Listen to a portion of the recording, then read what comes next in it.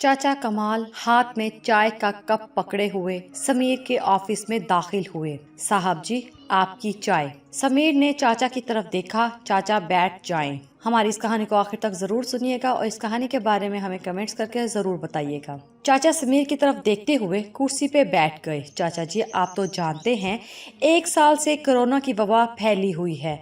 मेरा बिजनेस ना होने के बराबर है। मैं अब ज्यादा लोगों को तनख्वाह नहीं दे सकता। बस चंद जरूरत के लोग रखूंगा, बाकी सबको फारिग कर दूंगा। आप भी कल मैनेजर से मिलना, अपना हिसाब क्लियर कर लेना।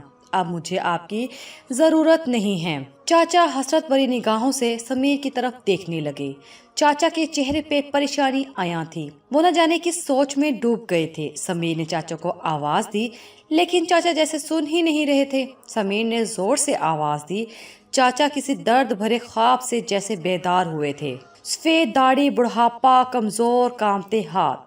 चाय का कप उठाया, कामती आवाज में बोले, अच्छा साहब जी, अल्लाह आपकी मुश्किलात आसान फरमाए। हमारा अल्लाह मालिक है। समीर के ऑफिस में चाचा कमाल सफाई वगैरह किया करता था। चाय वगैरह बना दी, लेकिन अब नौकरी से निकाल दिया था। समीर खुद बहुत परेशान था।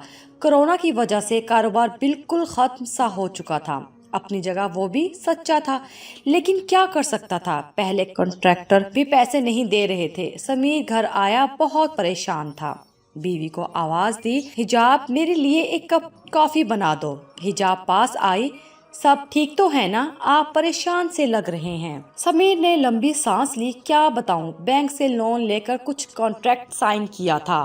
अब बैंक की 2 इकसात पेंडिंग हैं। कल वो भी आ जाएंगे पैसे लेने। कोई भी कॉन्ट्रैक्टर पैसे नहीं दे रहा। नया कोई कॉन्ट्रैक्ट भी नहीं मिल रहा। हिजाब ने कंधे पे हाथ रखा। आप परेशान ना हो, सब कुछ ठीक हो जाएगा। मैं आपके लिए कॉफी बनाकर लाती हूँ। चाचा कमाल घर आए। आगे किराए वाला खड़ा था। चाचा को देखकर बोला, बाबा जी, पिछले 4 माह का किराया बाकी है, वो देना है या निकालूं भाई घर से? चाचा कमाल हल्का सा मुस्कुराए। बशीर साहब, चाय पी लो, आ जाओ घर के अंदर। बशीर सख्त लहजे में बोला, आप चाय रहने दे, मुझे मेरा किराया दे। चाचा कमाल आहिस्ता से बोले, कल दे दूंगा, कल शाम को आ जाना। घर गए। बूढ़ी बीवी खांस रही थी। चाचा कमाल के 3 बच्चे थे। सबसे बड़ी एक बेटी जो 20 साल की थी, छोटा बेटा 17 साल का जो अभी स्कूल पढ़ रहा था, और सबसे छोटी बेटी 12 साल की। बेटी को आवाज दी, आरजू बिटिया, पानी का गिलास दो एक। आरजू पानी लेकर आई। पानी का घूंट भरा, किसी सोच में गुम हो गई। बेटा पास आया, अब्बा, परसों पहला रोजा है, रमजान का सामान लाने कब जाना है? और हाँ, आपने कहा था इस रमजान अपना फ्रिज ले लेंगे, वो कब लाना है? अब्बा मुस्कुराए, कल ले आएंगे पुत्र, कल ले आएंगे, अल्लाह देगा। मगरिब की अजान होने लगी। सब वजू करने लगे, नमाज अदा की। दूसरे दिन बीवी बोली, अजी सुनते हैं, आपने आज काम पे नहीं जाना, टाइम देखे 9 बज गए हैं। चाचा कमाल बीवी की बूढ़ी आंखों में देखकर बोले, अभी हमारे इम्तिहान बाकी हैं, अभी शायद हमारा सफर आजमाइश बाकी है। साहब ने मुझे नौकरी से निकाल दिया, कहते हैं अब जरूरत नहीं है। बूढ़ी बीवी का सर ही चकरा गया। पास बैठी, रमजान शुरू हो रहा, कल पहला रोजा है। बच्चे रमजान का सामान लाने की बात कर रहे थे, और अब हमारे लिए एक और इम्तिहान। कब हमारे खुशहाल दिन आएंगे? चाचा कमाल उदासी में बोले, अल्लाह वारिस है, परेशान ना हो। दूसरी तरफ बाजारों में लोगों का हजूम था। लोग सहरी अफ्तारी का सामान खरीद रहे थे।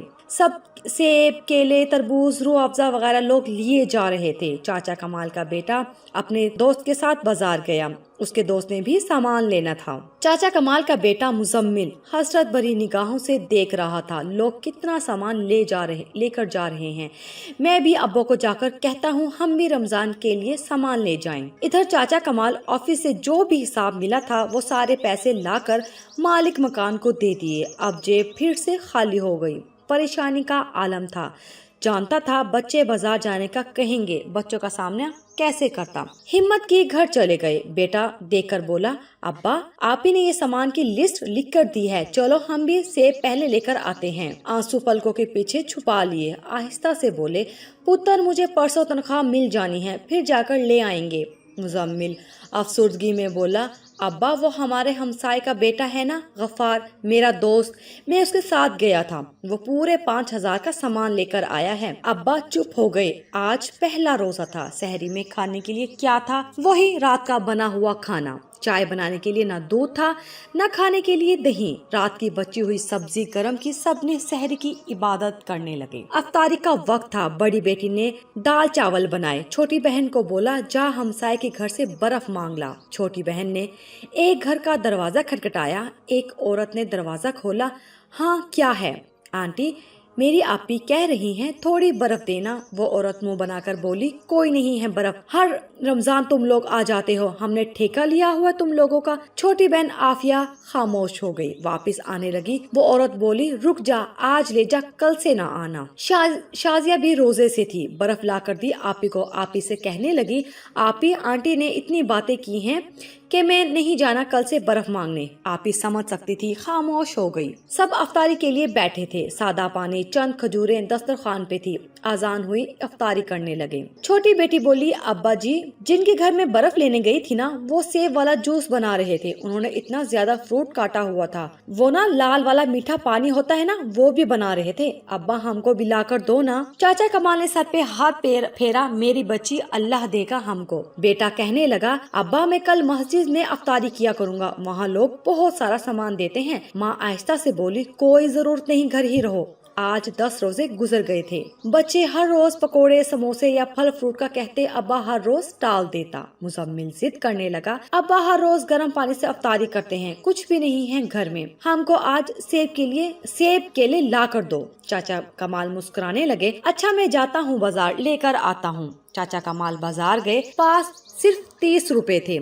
एक फल वाले से पूछा, ये सेब कितने किलो हैं? उसने बताया, ये 300 के और ये 350 के। हर चीज का रेट आसमान को छू रहा था। चाचा खामोश हो गए, फिर बोले, ये लो 30 रुपए, इसके जितने सेब आते हैं मुझे दे दो। दुकान वाला हंसने लगा, चाचा 30 का बस एक सेब आएगा। इत्तेफाक से समीर भी फल खरीदने आया था। वो अपनी कार में बैठा हुआ था। उसकी नजर चाचा कमाल पे पड़ी। चाचा कमाल दुकान वाले से बोला, वो जो नीचे वाली टोकरी में सेब केला पड़ा है वो दे दो। दुकान वाला बोला, चाचा वो मैं अपनी बकरियों को देता हूँ, खराब फल हैं वो। चाचा कमाल बोले, 30 रुपए रख ले, वो मुझे दे दो। मेरे बच्चों ने आज 10 रोजे गुजर गए, एक दिन भी फ्रूट नहीं खाया। एक खजूर से अफ्तारी करते हैं, अल्लाह तुम्हारा भला करेगा। दुकान वाले को तरस आ गया। 30 रुपए वापस किए।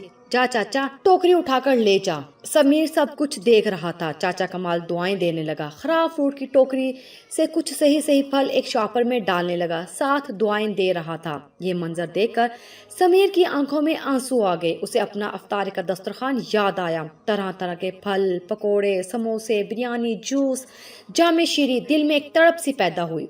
चाचा कमाल पैदल तेज कदमों से चलता जा रहा था। अफ्तारी का वक्त करीब था। समीर भी कार लिए पीछे पीछे जाने लगा। चाचा का घर देखा, फिर जल्दी से बाजार आया, जरूरत का सामान लिया। कार चाचा कमाल के घर के सामने पार्क की। दरवाजे पे दस्तक दी। मुजम्मिल ने दरवाजा खोला। समीर बोला, चाचा कमाल का घर यही है? मुजम्मिल ने हाँ में सर हिलाया। मैं उनका बेटा हूँ, अंदर आ जाएं। इतने में आजान होने लगी। समीर घर में दाखिल हुआ। देखा जमीन पे दस्तरखान बिछाया हुआ, चंद खजूरें एक प्लेट में थी और वो गला सड़ा सा फ्रूट काट कर प्लेट में रखा हुआ था। सादा पानी ग्लास में भरा हुआ। कार से फल फ्रूट निकाला, इनको दिया। कमाल चाचा की आंखों में आंसू आ गए। पकोड़े समोसे भी दिए। सबके चेहरे पे मुस्कुराहट सी छा गई। उनके साथ बैठकर अफ्तारी की। चाचा की तरफ देखकर बोला, चाचा आप कल से ऑफिस आ जाना, और हाँ, हर रोज अफ्तारी का सामान आपके घर पहुंच जाया करेगा। कमाल चाचा हजारों दुआएं देने लगे। समीर घर जा रहा था। आज दिल को एक अजीब सा सुकून महसूस हो रहा था। घर गया, हिजाब से कहने लगा, कल से सिर्फ अफ्तारी का सामान,